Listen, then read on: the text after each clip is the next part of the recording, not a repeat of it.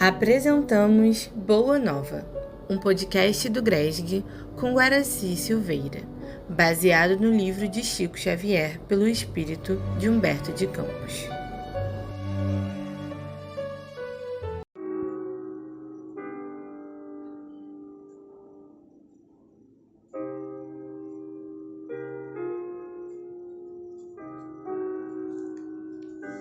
Meus amigos que estão estudando o livro Boa Nova,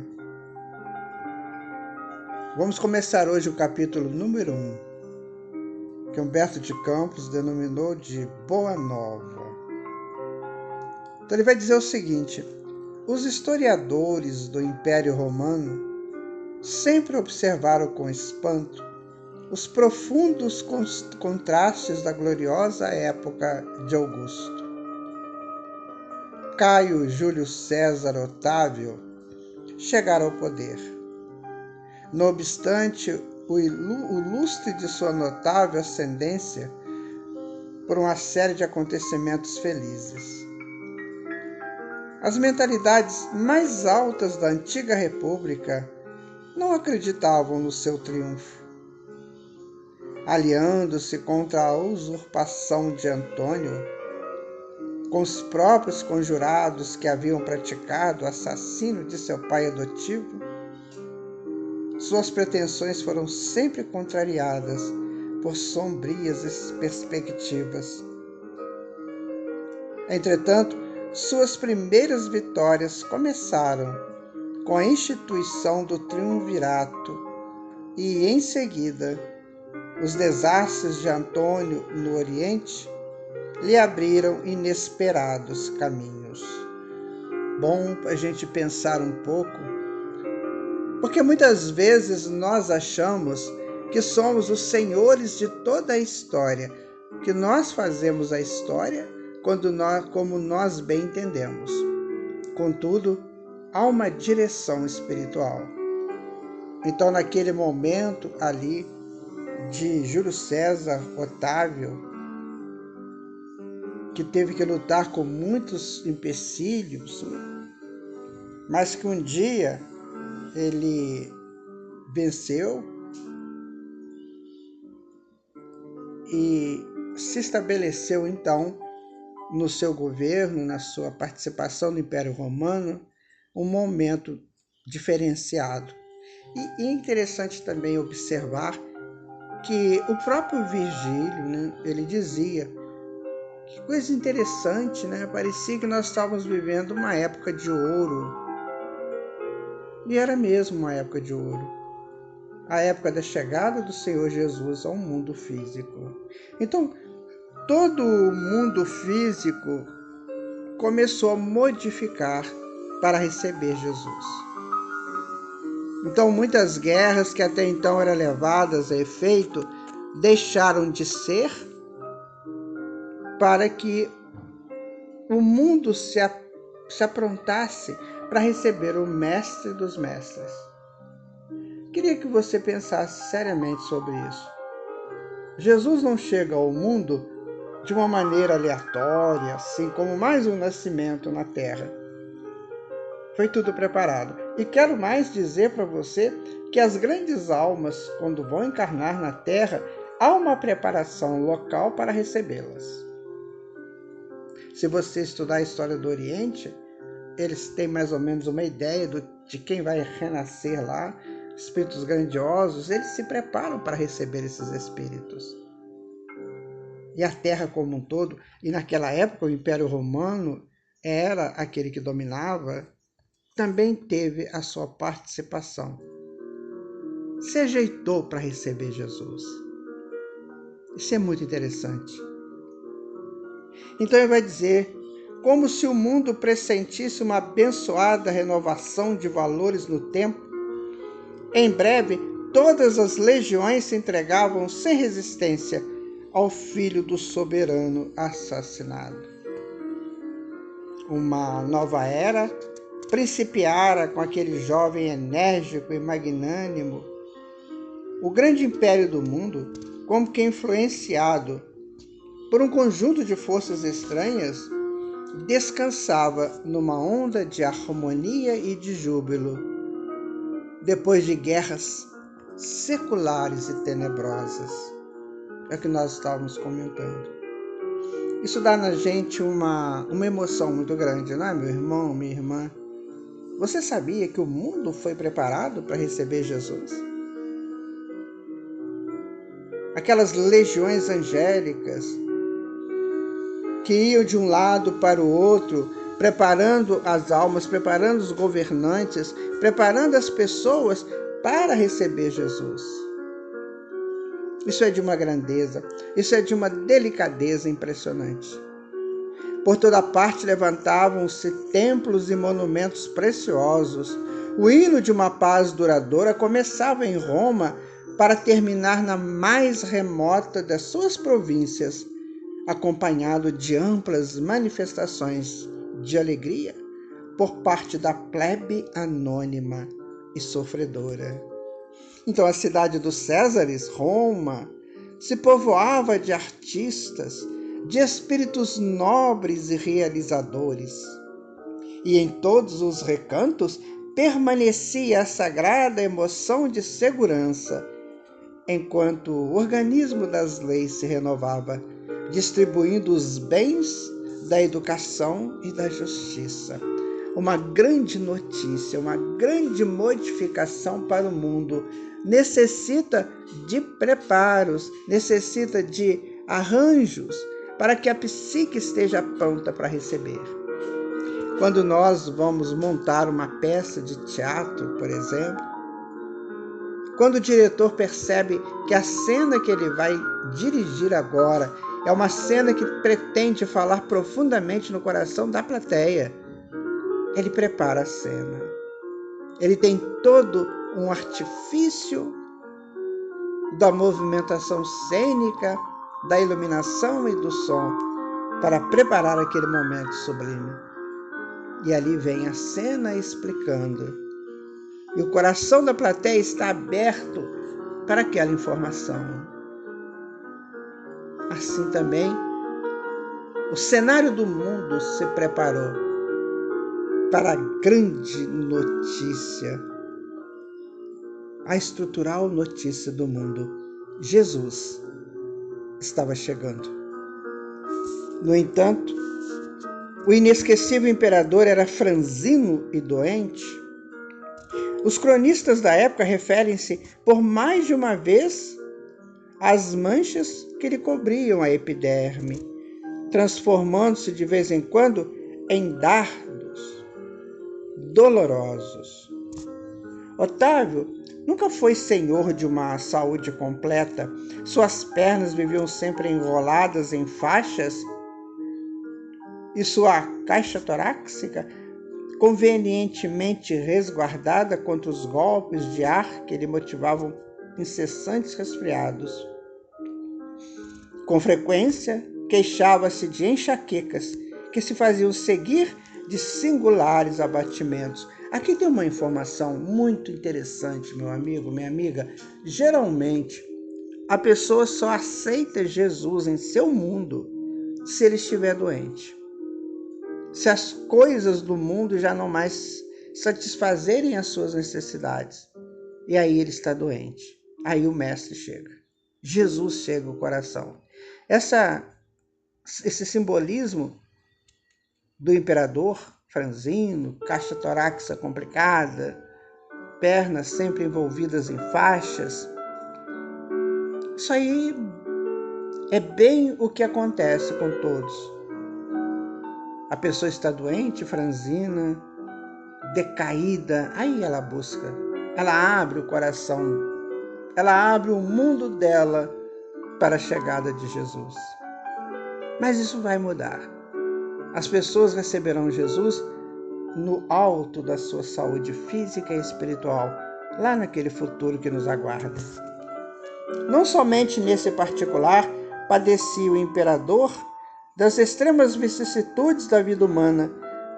Ele que era o regenerador dos costumes, o restaurador das tradições mais puras da família, o maior reorganizador do império, foi obrigado a humilhar os seus mais fundos e delicados sentimentos de pai e de soberano, lavrando um decreto de banimento da sua única filha, exilando-a na ilha de Pandatária, por efeito da sua vida de condenáveis escândalos na corte, sendo compelido mais tarde a tomar as mesmas providências em relação à sua neta. Notou que a companheira amada de seus dias se envolvia na intimidade doméstica em contínuas questões de envenenamento dos seus descendentes mais diretos, experimentando ele ainda e na família as mais angustiosas ansiedades do coração. Aqui você vê um outro simbolismo, meu amigo. Quando você deixa o Cristo entrar no seu mundo, você tem que banir aquilo que possa denegrir a sua conduta.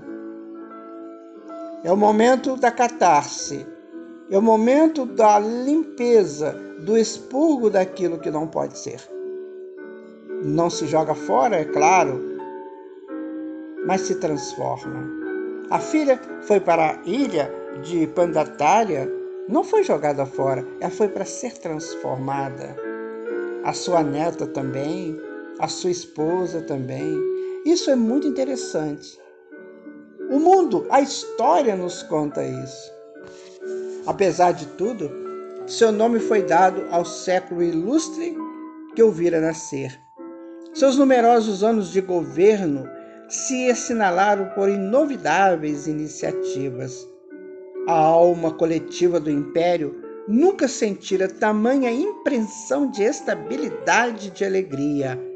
A paisagem gloriosa de Roma jamais reunira tão grande número de inteligências.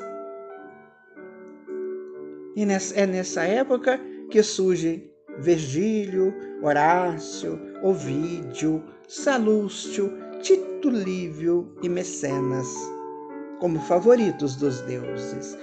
Aquilo que estávamos dizendo, né? Os espíritos superiores, então, vieram para alimentar o coração humano de esperanças renovadas, porque Jesus estava presente. Chegaria em breve e ficaria para sempre. Em todos os lugares, lavravam-se mármores soberbos, esplendiam jardins suntuosos, erigiam-se palácios e santuários, protegia-se a inteligência, criava-se leis de harmonia e de justiça num oceano de paz inigualável. Os carros de triunfo esqueciam, por algum tempo, as palmas de sangue, e o sorriso da deusa Vitória não mais se abria para os movimentos de destruição e morticínio. O próprio imperador, muitas vezes, em presidindo as grandes festas populares, com o coração tomado de angústia pelos dissabores da sua vida íntima, se surpreendeu, testemunhando o júbilo e a tranquilidade geral do seu povo. E sem que conseguisse explicar o mistério daquela onda interminável de harmonia, chorando de comoção, quando do alto da sua tribuna dourada escutava a famosa composição de Horácio, onde se destacavam estes versos de morredora beleza. Que sol fecundo, que com teu carro brilhante abres e fechas o dia, que surge sempre novo e sempre igual, que nunca possas ver algo maior do que Roma. É que os historiadores ainda não perceberam, na chamada época de Augusto, o século do Evangelho ou da Boa Nova. Esqueceram-se que o nobre Otávio era também homem e não conseguiram saber que no seu reinado a esfera do Cristo se aproximava da terra, numa vibração profunda de amor e de beleza. Acercavam-se de Roma e do mundo não mais espíritos belicosos como Alexandre ou Aníbal, porém outros que se vestiriam dos andrajos dos pescadores, para servirem de base indestrutível aos eternos ensinos do Cordeiro. Imergiu nos fluidos do planeta os que preparariam a vinda do Senhor e os que se transformariam em seguidores humildes e imortais dos seus passos divinos. Meu amigo, minha amiga, este é o nosso momento de trocarmos toda a suntuosidade do passado pelas sandálias simples dos pescadores. Sejamos esses pescadores, como Humberto de Campos aqui narra. O Cristo estava chegando para estabelecer no mundo uma nova era. E muito embora pode ser que as pessoas não entendam assim, mas essa nova era está chegando e vai felicitar corações aqueles que quiserem seguir essa nova etapa, essa nova fase do mundo. Aqueles outros que infelizmente se vangloriam nos perfumes das flores venenosas de um dia, deixarão esse planeta e irão para outros, quem sabe outros, até um dia entenderem que o excelso Senhor do mundo é Jesus, que trabalha em consonância perfeita com o Pai. É por essa razão que o ascendente místico da era de Augusto se traduzia na paz e no júbilo do povo que instintivamente se sentia no limiar de uma transformação celestial. É que ia chegar à Terra o sublime emissário, sua lição de verdade e de luz ia espalhar-se pelo mundo inteiro como chuva de bênçãos magníficas e confortadoras. A humanidade vivia então o século da Boa Nova. Era a festa do noivado a que Jesus se referiu no seu ensinamento imorredouro. Lembram da parábola das 10 virgens? Somente aquelas 5 que levaram o óleo, ou seja, o lubrificante do coração, puderam encontrar o seu noivo. Aquelas outras tiveram que sair correndo nas trevas da noite em busca de óleo. E quando chegaram os noivos já tinham ido embora. Ah, meu amigo, minha amiga, cuide para que a tua lâmpada, a luz do seu coração, esteja sempre viva. Depois dessa festa dos corações, qual roteiro indelével para a concórdia dos homens, ficaria o Evangelho como o livro mais vivaz e mais formoso do mundo, constituindo a mensagem permanente do céu entre as criaturas em trânsito pela terra, o mapa das abençoadas atitudes espirituais, o guia do caminho, o manual do amor, da coragem e da perene alegria. E para que essas características se conservassem entre os homens, como expressão da sua sábia vontade, Jesus recomendou aos seus apóstolos que iniciasse seu glorioso testamento com os hinos e os perfumes da natureza, sob as claridades maravilhosas de uma estrela, a guiar reis e pastores à manjedoura rústica, onde se entoavam as primeiras notas do seu cântico de amor e o terminasse com a luminosa visão da humanidade futura na posse das bênçãos de redenção. E é por esse motivo que o Evangelho de Jesus, sendo o livro do amor e da alegria, começa com a descrição da gloriosa noite de Natal e termina com a profunda visão de Jerusalém libertada, entrevista por João nas suas divinas profecias do Apocalipse. Então chegará, meu amigo, minha amiga, o dia da redenção dessa grande Jerusalém, que é o mundo, que é o meu, que é o seu coração. Fica feliz. Você está estudando o Evangelho. Você está na doutrina espírita, Você está no Centro Espírita Templo e Universidade da Alma. Regozija-te e permaneça fiel ao Senhor Jesus, porque Ele está nascendo em você, e dê guarida a Ele.